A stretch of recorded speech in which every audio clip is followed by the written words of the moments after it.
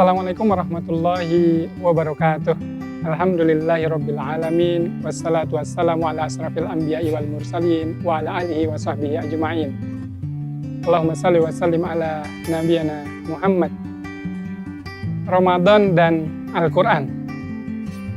Salah satu sebutan untuk bulan Ramadan itu adalah Syahrul Qur'an, bulannya Al-Qur'an. Kenapa?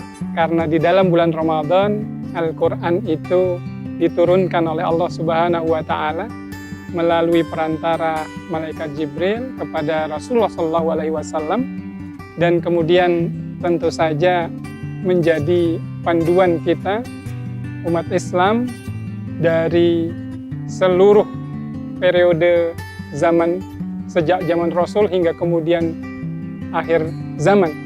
Maka kita kembali diingatkan bahwa Ramadan ini adalah Syahrul Qur'an, bulannya Al-Quran.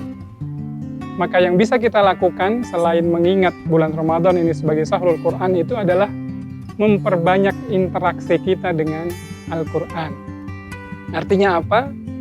Ada beberapa kewajiban kita kepada Al-Quran yang mungkin sebelum ini, sebelum Ramadan agak terlupakan. Misalnya kita jarang membaca Al-Quran, jarang mentadaburi ayat-ayat Al-Quran, dan mungkin banyak yang belum kita amalkan dari ayat-ayat Al-Quran itu.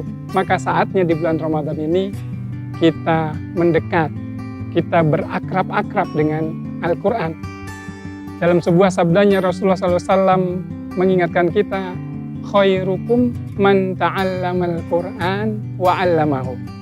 Sebaik-baik engkau sekalian itu adalah orang yang belajar Al-Quran dan mengamalkannya. Maka kita menjadi tahu bahwa kalau mau menjadi orang yang terbaik, itu ternyata kriterianya sederhana. Interaksi dengan Al-Quran. Orang yang belajar Al-Quran, maka dia akan menjadi pembelajar yang terbaik. Orang yang mengajarkan Al-Quran, maka dia akan menjadi pengajar terbaik. Dan kita juga diingatkan bahwa semua yang berkaitan dengan Al-Quran itu adalah pihak-pihak atau orang-orang atau sesuatu yang mulia, sesuatu yang terbaik itu. Bulan tempat diturunkannya Al-Quran, bulan Ramadan ini menjadi bulan terbaik. Malaikat yang menyampaikan Al-Quran, malaikat Jibril itu adalah malaikat terbaik. Rasul, orang yang mendapatkan amanah sebagai pihak yang diutus oleh Allah Subhanahu wa Ta'ala dengan membawa Al-Quran, itu menjadi Rasul terbaik. Maka insya Allah ketika kita berinteraksi dengan Al-Quran, kita akan menjadi orang-orang yang terbaik. Mari kita kuatkan lagi interaksi kita dengan Al-Quran. Satu, memperbanyak membaca Al-Quran di bulan Ramadan ini. Kalau bisa kita targetkan bisa khatam, bisa sekali, bisa 2 kali atau semampu kita. Kemudian yang kedua, kalau belum bisa membaca, maka ini saatnya kita memasang target, kita harus bisa baca Al-Quran. Wajib bagi seorang muslim itu untuk bisa membaca Al-Quran dengan baik.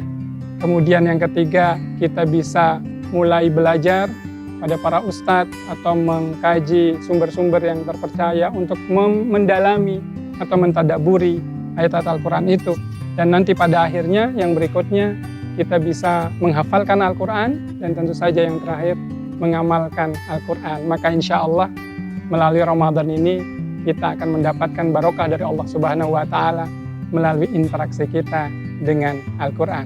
Jadilah orang yang terbaik, orang yang bertakwa, yang dekat dengan Al-Quran. Aqulu qouli hadza wa astaghfiru lakum walhamdulillahirabbil alamin. Assalamualaikum warahmatullahi wabarakatuh.